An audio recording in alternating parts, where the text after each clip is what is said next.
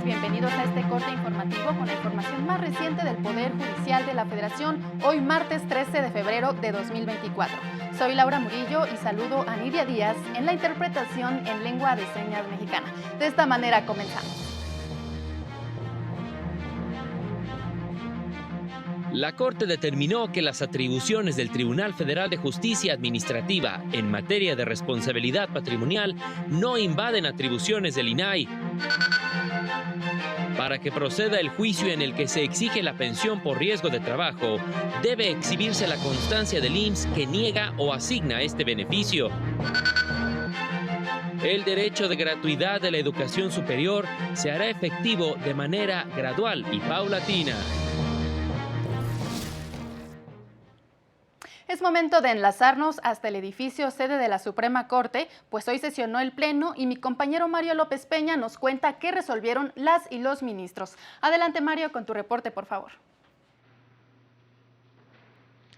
¿Qué tal? Muy buenas tardes a todas las personas que siguen esta transmisión. El Pleno de la Suprema Corte de Justicia resolvió 2 controversias constitucionales y diversas acciones de inconstitucionalidad.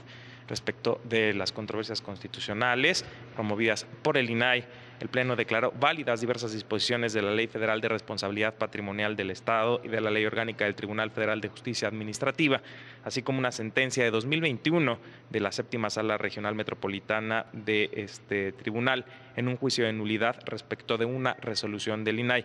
El Pleno, en este caso, determinó que no hubo invasión de competencias. Escuchemos al ministro ponente.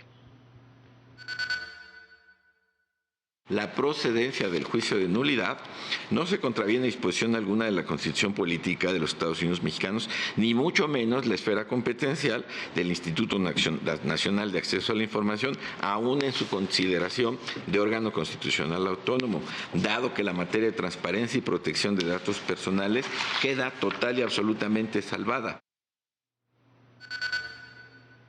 Respecto de las acciones de inconstitucionalidad, fueron promovidas contra porciones del artículo 256 del Código Penal para el Distrito Federal, hoy Ciudad de México.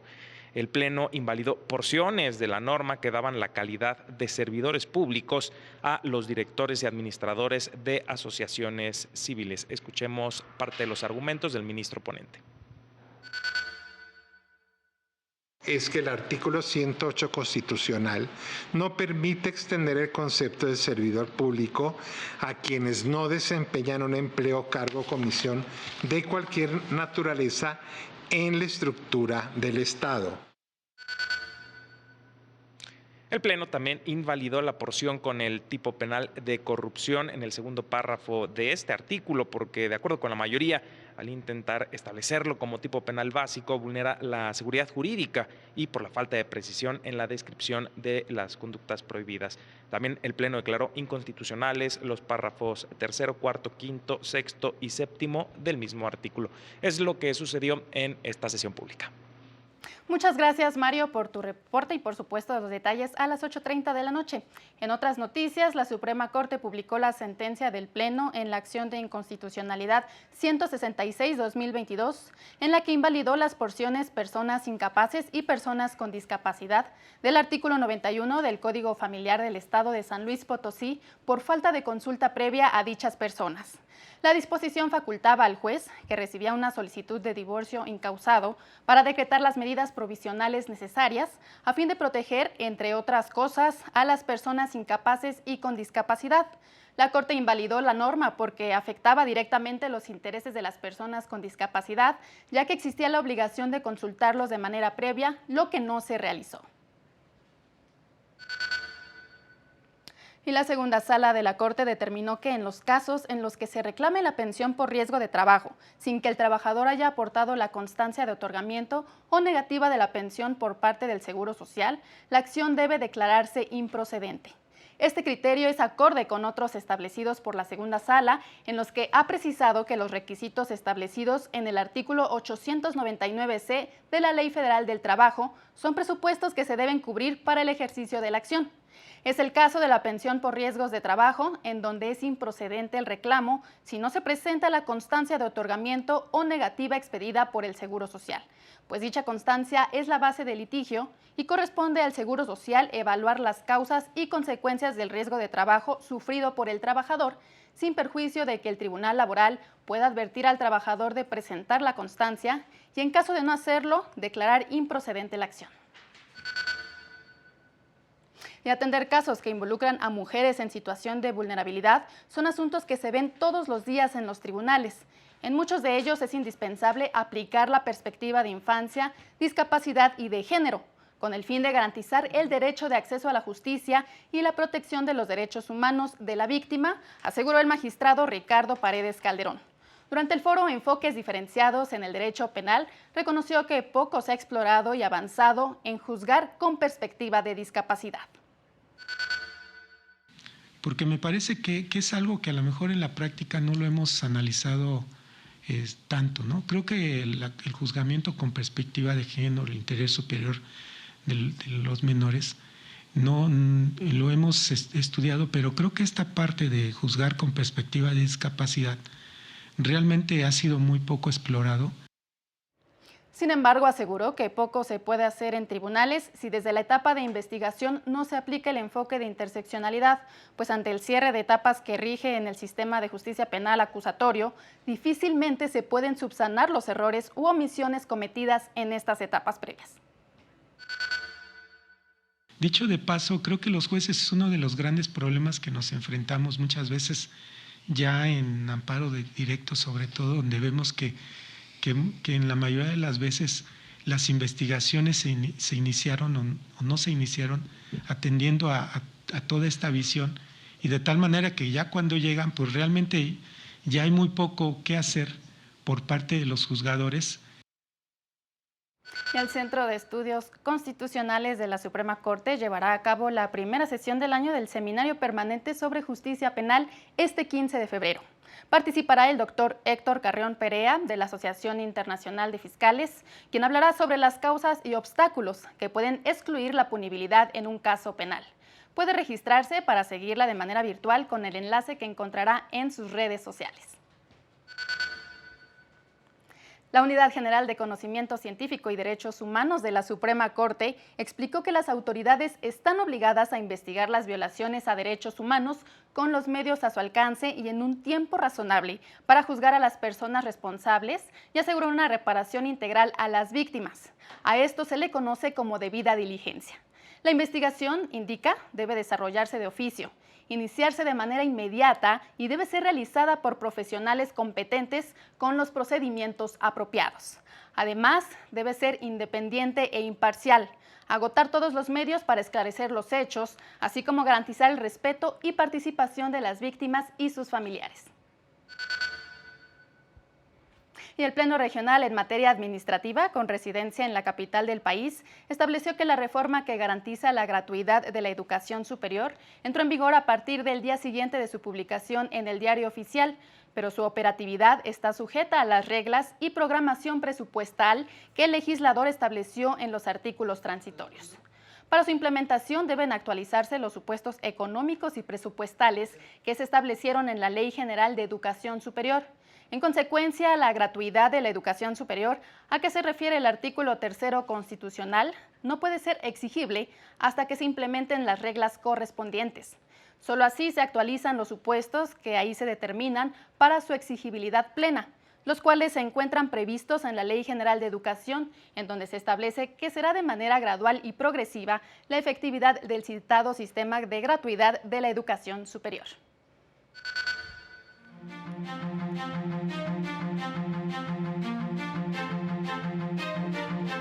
(14:44), hacemos una pausa, pero continuamos con más información.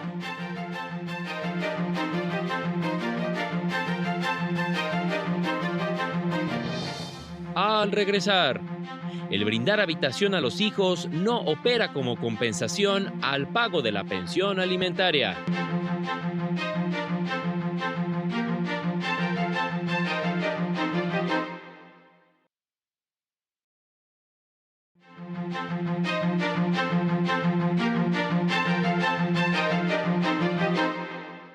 Gracias por continuar en este corte informativo. El Consejo de la Judicatura Federal destacó una tesis relevante en la que el Tribunal Colegiado del 32º Circuito, con residencia en Colima, confirmó la responsabilidad penal del padre de 3 niñas por incumplir con sus obligaciones de asistencia familiar. Lo anterior, pues entregó la pensión alimenticia incompleta a la madre de sus hijas y pretendía justificar el faltante al haberles brindado habitación, pues vivieron con él durante un periodo. Lo que el tribunal calificó como improcedente, sobre todo si las niñas se encontraron en un ambiente hostil y de violencia, apartado de los principios protectores de la infancia y en el cual se vulneraron sus derechos. En otra información, el Tribunal Electoral dio a conocer el proyecto del magistrado Felipe de la Mata Pizaña, con el que propone resolver el juicio ciudadano que interpuso Ignacio Benavente Torres, quien impugnó el acuerdo del INE que le negó el registro como candidato independiente a la presidencia de la República. El proyecto propone desechar el recurso por presentación extemporánea y confirmar el acuerdo del INE. Explica que la ampliación de la demanda se presentó fuera de tiempo y en el supuesto de conceder la razón en el sentido de que se violaron sus derechos de audiencia y de petición, no se colmarían los supuestos para que se le otorgue el registro. Pues de acuerdo con información de la Dirección de Prerrogativas del INE, Benavente Torres solo presentó 383 firmas de respaldo de las 941.405 que exige la ley y que equivalen al 1% de los ciudadanos inscritos en la lista nominal, motivo por el cual se propone confirmar el acuerdo impugnado. La Sala Regional Monterrey del Tribunal Electoral ordenó al Congreso de Nuevo León tomar protesta a más tardar este martes al diputado local suplente José Alfredo Pérez Bernal como diputado propietario, pues el titular de dicho cargo pidió licencia para contender por un cargo de elección popular. Las y el magistrado señalaron que el presidente del Congreso incurrió en omisión e incumplió principios constitucionales, así como sus propias normas internas. Es clara y es contundente esta línea interpretativa en el sentido de señalar que las suplencias tienen derecho a asumir el cargo en calidad de propietarias cuando quien teniendo tal calidad pida licencia por un periodo superior a 45 días. En otro asunto, la Sala modificó una sentencia del Tribunal Electoral de Guanajuato para dejar sin efecto la sanción y las medidas cautelares impuestas al titular de la Dirección de Función Edílica del Ayuntamiento de Guanajuato por violencia política de género en contra de una de las integrantes del mismo, mas no así hacia la secretaria de la Presidencia Municipal y la tesorera.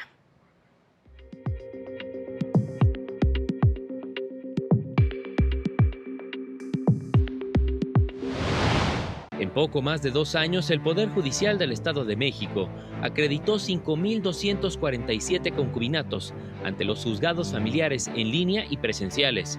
Con este procedimiento, las y los concubinos obtienen un documento legal para realizar diversos trámites. En Tepic, Nayarit, el Poder Judicial del Estado puso en funcionamiento la Unidad de Mecanismos Alternativos de Solución de Controversias del Centro Estatal de Justicia Alternativa, que contribuirá esencialmente a resolver asuntos familiares, los más numerosos en primera instancia. Personal del Poder Judicial de Yucatán participa en el curso taller Procedimientos de Gestión de Solicitudes de Órdenes de Protección, que tiene como objetivo optimizar la respuesta judicial ante situaciones de violencia de género. Operadores judiciales de Durango iniciaron la capacitación sobre el Sistema Integral de Justicia Penal para adolescentes, con un diplomado sobre los derechos de niñas, niños y adolescentes. Para el canal del Poder Judicial de la Federación, Jesús Daza. En más noticias, magistradas y magistrados del Tribunal Federal de Justicia Administrativa se reunieron con estudiantes y profesionales para compartir experiencias en torno a los 87 años de esta institución durante un ciclo de conferencias organizado en conjunto con las Casas de la Cultura Jurídica de la Suprema Corte. Durante 3 días de manera presencial y virtual, se reconoció al tribunal como un organismo de impartición de justicia que evoluciona y se adapta a los nuevos tiempos.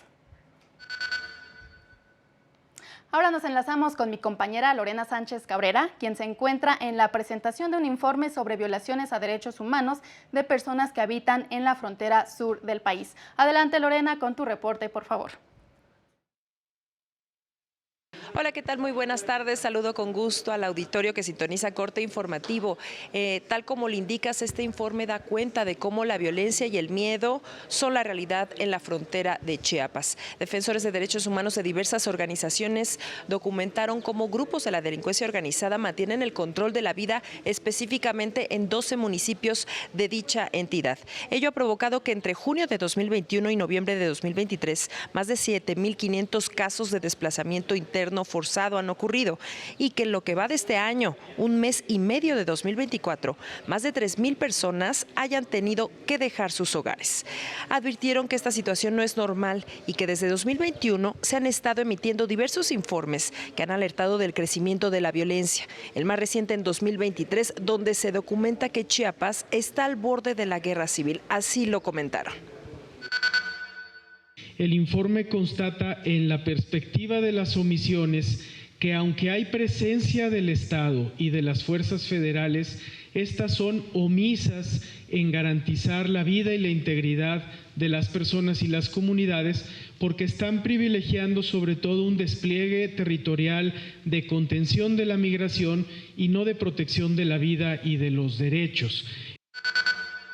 Este informe da cuenta también de la colusión que existe entre autoridades de todos los niveles federales y estos grupos criminales y también del asedio que viven los defensores de derechos humanos en esa zona y también los periodistas que han intentado denunciar la situación que se vive en Chiapas. Ese reporte que tenemos esta tarde. Muchas gracias, Lorena, por tu reporte y bueno, los detalles también a las 8:30 de la noche. Antes de despedirnos, le damos a conocer que a partir de esta semana y hasta el 26 de febrero, los 53,000 trabajadores que integran el Poder Judicial Federal podrán participar en el Censo Nacional en materia de inclusión, lo que permitirá contar con un diagnóstico preciso sobre la diversidad de personas servidoras públicas, pues incluye ejes rectores como personas con discapacidad, indígenas y afromexicanas de la diversidad sexual y con labores de cuidado. De esta manera concluimos esta emisión. Soy Laura Murillo. Manténgase en la señal del canal del Poder Judicial de la Federación. A las 19:30 horas siga nuestro avance informativo y más tarde 8:30 en punto el noticiero. Agradecemos mucho su atención. Que tenga una excelente tarde.